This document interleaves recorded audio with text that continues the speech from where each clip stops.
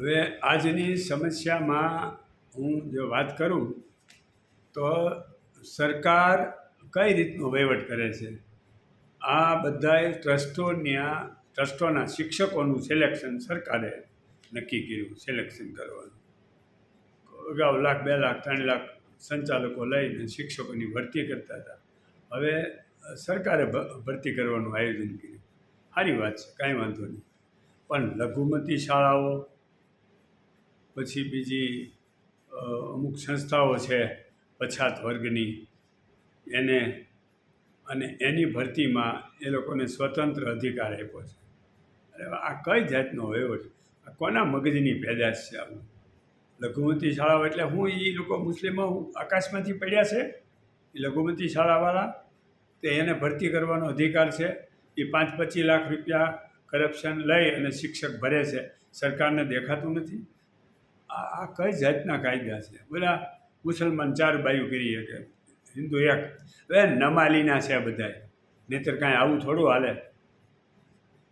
કોઈ જાતનું કોઈ લઘુમતીને લાભ, ગરીબ માણસ ભૂખ્યો મરતો હોય એને કાંઈ નહીં. આ બધી જે ગર્લ્સ પેલી નર્સિંગની કોલેજો ચાલે છે, મેં જોયું એમાં SC STની છોકરીઓને 100% સરકાર ફી ભરી દે. પછી બીજી બધી જ્ઞાતિ હોય, ગમે એ હોય, બાવાજી હોય, કોળી હોય, બીજા હોય, ગરીબો હોય, હાવ બિચારા દાડીએ જતા હોય, એની દીકરીને નર્સિંગમાં ભણાવી હોય તો એને 1.5 લાખ રૂપિયા કોલેજની ફી. ક્યાંથી લાવે એ ફી? આ કઈ જાતની વ્યવસ્થા છે? તો એ લોકોને આવું, અરે ભાઈ તમે આર્થિકતાના ધોરણે વિચારો ને. અમે ના નથી પાડતા, તમે હરિજનોને આપો, દલિતોને જે આપવું એ આપો, ખૂબ મદદ કરો. પણ બીજા જે ગરીબો છે ખરેખર એ છોકરીઓ એની સાથે ભણે છે. મેં જોયું, ઘણી જગ્યાએ તપાસ કરી નર્સિંગ કોલેજોમાં. ગુજરાતની 400 કોલેજો સરકારે આપી દીધી છે. પછી એમાં નોકરી તો કોઈને મળવાની નથી, કારણ કે એટલા બધાને ક્યાં નોકરીમાં સરકાર સમાવવાના છે. અને સરકારને તકલીફ થઈ જવાની છે. આટલા બધી નર્સો પેદા થાય, એમાં જેન્ટ્સે છે ને ગર્લ્સે છે, નોકરી નહીં આપે પછી ગાંધીનગર બધા આંદોલન કરવા આવશે. હાથે કરીને પેટ છોડીને સૂળ ઊભું કામ કરે સરકાર? આટલી બધી કોલેજોને મંજૂરી જ ન દેવાની હોય. અને એ કોલેજની મંજૂરી માટે જે આવે ને, 5-6 ટીમ આવે, એક ટીમ નહીં. એક આવે રૂપિયા લઈ જાય, બીજી ટીમ આવે રૂપિયા લઈ જાય, ત્રીજી ટીમ આવે. એટલે ઓલાને કોલેજની મંજૂરી થાય ત્યાં સુધીમાં 25-30 લાખ રૂપિયા બધા કરપ્શન લઈ જાય. એ કમિટી જે તપાસ કરવા આવતા હોય, આ સરકારે આ લૂંટવા માટેનું આયોજન ગોઠવી દીધું છે કે આ અધિકારો. અને આટલી બધી નર્સિંગ કોલેજો, પહેલાં BEd ને PTCની એટલી બધી કોલેજો મંજૂર કરી દીધી કે એક સમય એવો આવ્યો બધી બંધ કરવાનો વારો આવ્યો. એ અધિકારીઓ નોંધ મૂકે એટલે એ લોકો મંજૂરી કરે, પણ આ મિનિસ્ટરોએ શું કરવાનું છે? એને હું આ તંબુરો વગાડવાનો છે? મિનિસ્ટરોએ જોવાનું નથી કાંઈ કે ભાઈ આ આવી રીતે આટલી બધી મંજૂરીઓ આવે છે, તમે વિગત મગાવો. હેલ્થ કમિશનર છે એની પાસે વિગત માગો. અને આ બધી જે ત્યાં દિલ્હી અને ગુજરાતમાં જે મંજૂરી આપે છે એ લોકોની કોઈ દિવસ કોઈ સરકાર લેવલે કોઈ તપાસવાનું નહીં, જોવાનું નહીં. જેને જેમ કરવું એમ કરે. ઊંધા માથે રાજ હલાવે તો ભલે, હવળા બેહીને રાજ હલાવે તો ભલે. એટલે ખરેખર દિન પ્રતિદિન અતિશય સમસ્યા વધતી જાય છે. હવે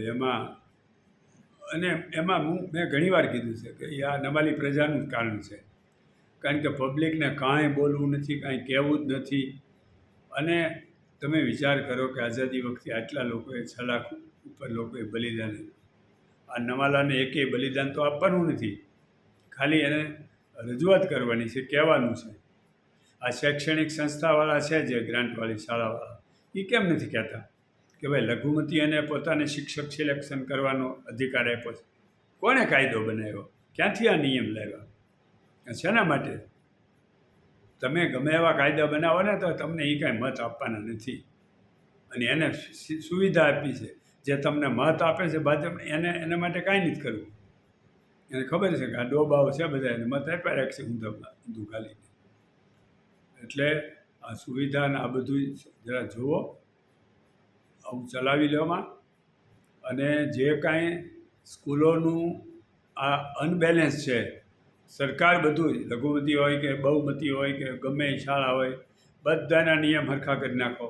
નથી સમાન સિવિલ કોડ કર્યો, 10 વર્ષ રાજ કર્યું, સમાન સિવિલ કોડ ન કર્યો, એટલે ઓલા લોકો આ દેશમાં 140 કરોડે વસ્તીને પહોંચાડી દીધી. હજી ઝડપ તો વધશે. આથી કરીને નથી કુટુંબ નિયોજનનું કોઈ આયોજન કરતા. ઓલાને 10-15 છોકરા કરવા જોઈએ પેદા, પછી થાજો બધાય દુઃખી. હા, ક્યાંય ઊભા રહેવાનો આશરો નહીં રહે. નથી કોઈ એમાં ધ્યાન આપતા. સરકારને કાંઈ કોઈ જાતનું પડી નથી. દુનિયા પ્રજા જાય ભાડમાં, જેને જે થવું હોય થાય. ઓકે, આ તો દુઃખદાયક સ્થિતિ છે.